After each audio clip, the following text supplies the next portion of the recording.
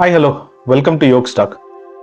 ఇవాళ ఒక different subject గురించి మాట్లాడదాం అని నేను ఈ వీడియో చేస్తున్నాను.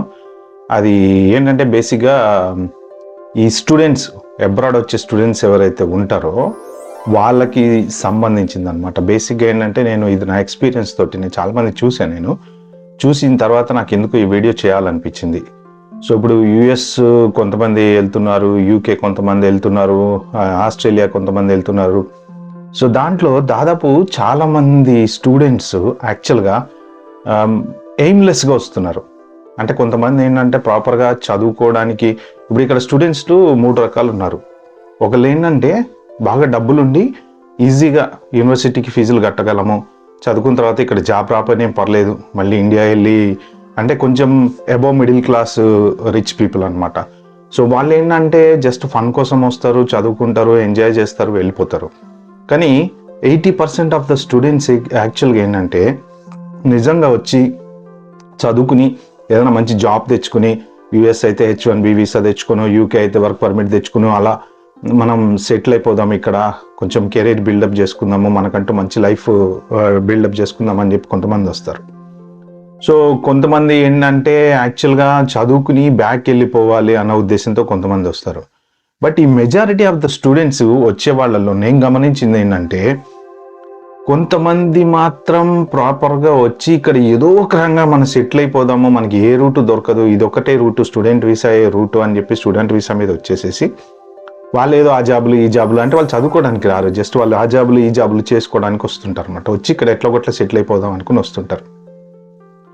సో నేను చెప్పేది ఏంటంటే, మీరు స్టూడెంట్స్ ఎవరైనా సరే నిజంగా అబ్రాడ్ వెళ్ళి, ఎందుకంటే ఇప్పుడు అబ్రాడ్ వెళ్ళడం అనేది వాళ్ళు కొత్తగా వచ్చింది కాదు, కొన్ని సంవత్సరాల నుంచి వస్తూనే ఉంది.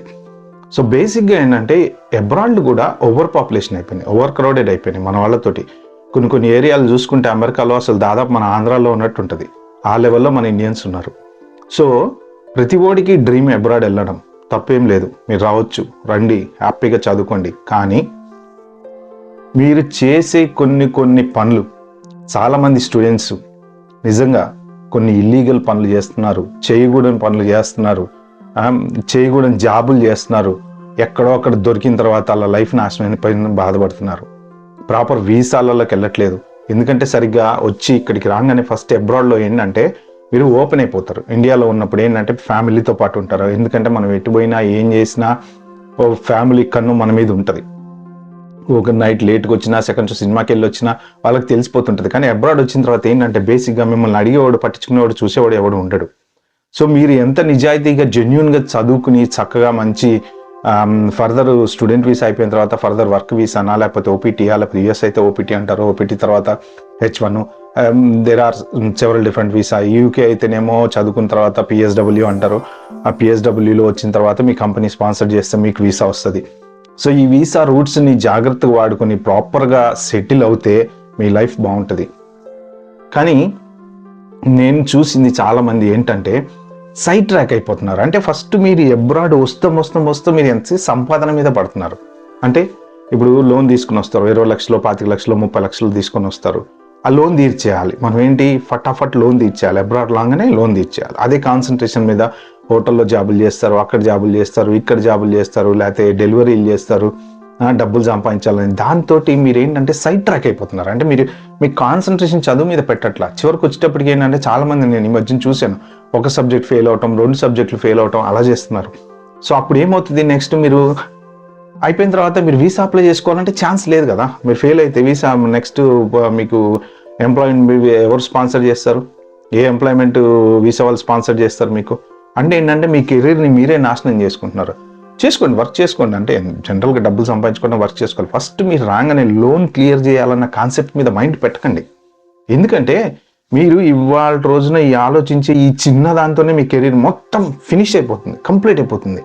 సో మీరు ఫస్ట్ ఆలోచించాల్సింది ఏంటంటే, నేను చదువుకోవాలి, ప్రాపర్గా చదువుకుంటా, మీకు జాబ్, పార్ట్ టైం జాబ్, హాలిడేస్లో మీకు ఎక్కువ చేసుకోవడానికి నెంబర్ ఆఫ్ అవర్స్ ఉంటాయి, అది చేసుకోవడానికి ప్రయత్నం చేయండి. కానీ చదివే టైంలో మాత్రం మీరు ప్రాపర్గా చదువుకోండి, మంచిగా మీ సబ్జెక్ట్స్ పాస్ అవ్వండి. తర్వాత ఆటోమేటిక్గా మీరు మంచి చదివి మంచి పర్సంటేజ్ వస్తే డెఫినెట్గా కంపెనీలు స్పాన్సర్ చేస్తాయి. ఎందుకంటే యంగ్ టాలెంట్కి ఇప్పుడు కూడా అవకాశం ఉంటుంది. ఎక్స్పీరియన్స్ తోడికి ఇంకా జాబ్ దొరకడం కష్టమేమో కానీ 50 ఏళ్ళు వచ్చాక యంగ్ జనరేషన్కి ఎప్పటికీ మీకు డెఫినెట్గా జాబులు దొరికే ఛాన్సెస్ ఉంటాయి.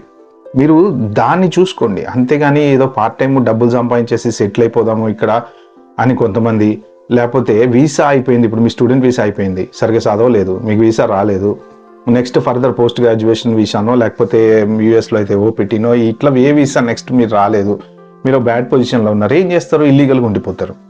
అంటే మీరు ఒక్కసారి మీ ప్రాపర్ లీగల్ వీసా అయిపోయిన తర్వాత నెక్స్ట్ డే ఉంటే you are over stay illegal.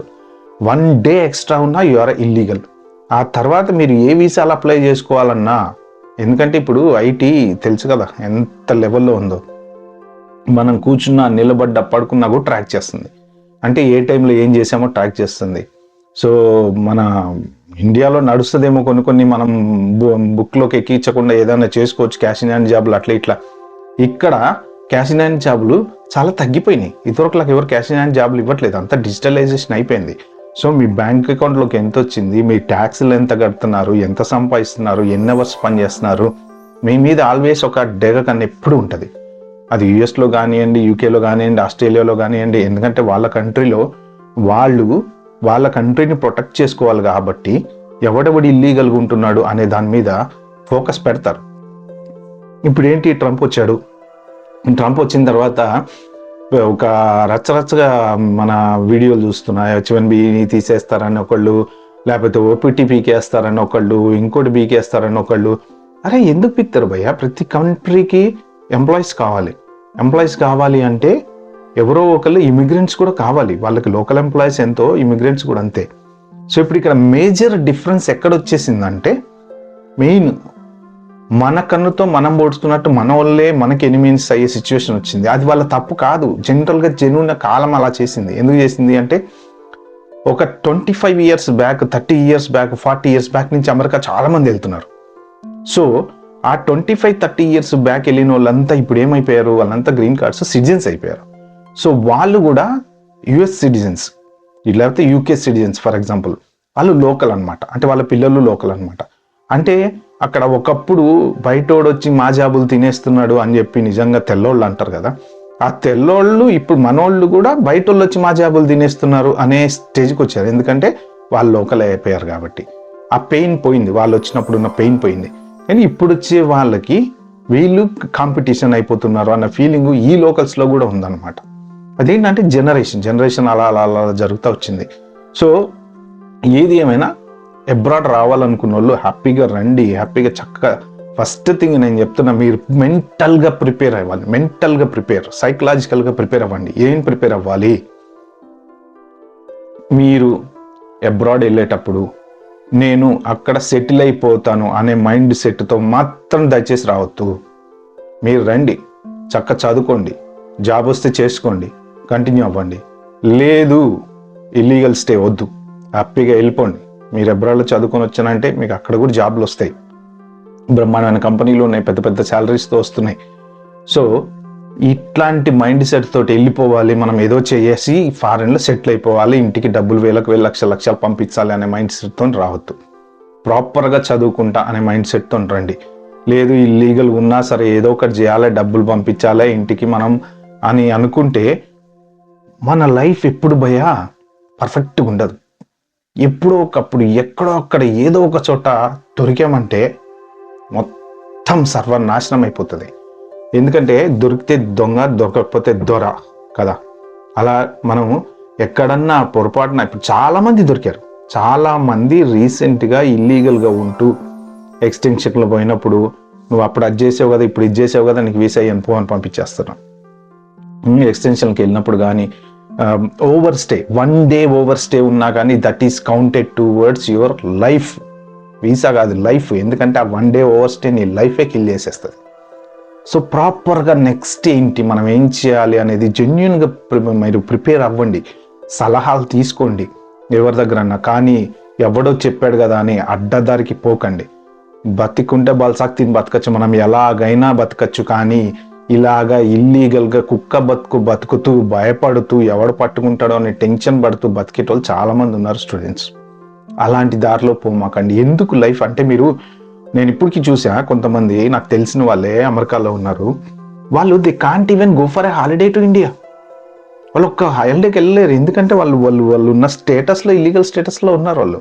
అలా లైఫ్ అంతా ఇరుక్కపోయింది, కనీసం వెళ్ళలేరు, చూడలేరు.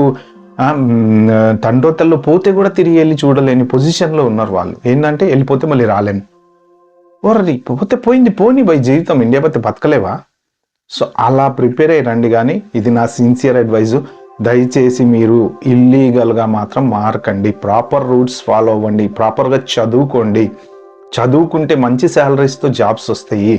మీకు పర్సంటేజ్ సరిగ్గా రాకపోతే మిమ్మల్ని ఎవడు స్పాన్సర్ చేయడు. So please concentrate on your studies. మీరు ప్రాపర్గా చదువుకుని జాబ్ చేసి ప్రాపర్గా లైఫ్లో సెటిల్ అవ్వాలనుకుంటే ఎబ్రాడ్ రండి. లేదు ఏదో ఒక దారి దొరికింది, చాలామంది 10 లక్షలు 20 లక్షలు ఖర్చు పెట్టేది అడ్డదారులు దొక్కుతున్నారు, చివరికి ఎక్కడో ఒకటి బోల్తా పడుతున్నారు, అయిపోయింది లైఫ్ కథం. 10 లక్షలు బాయ్, 20 లక్షలు బాయ్, నీ లైఫ్ బాయ్, నువ్వు ఏం చేయాలని చివరికి జైళ్ళల్లో ఉండే వాళ్ళు కూడా ఉన్నారు. కాబట్టి ఫ్రెండ్స్, ఇది నా సిన్సియర్ అడ్వైజు, మీరు చదువుకోవటానికి ప్రయత్నం చేయండి. ఎక్కువ మీరు చదివే టైంలో టూ మచ్గా వర్క్ చేసి 24 అవర్స్ 30 అవర్స్ మీరు క్యాష్ ఇన్ హ్యాండ్ జాబ్లు అవి ఇవి చేసి ఫ్యూచర్ని పాడు చేసుకోకండి.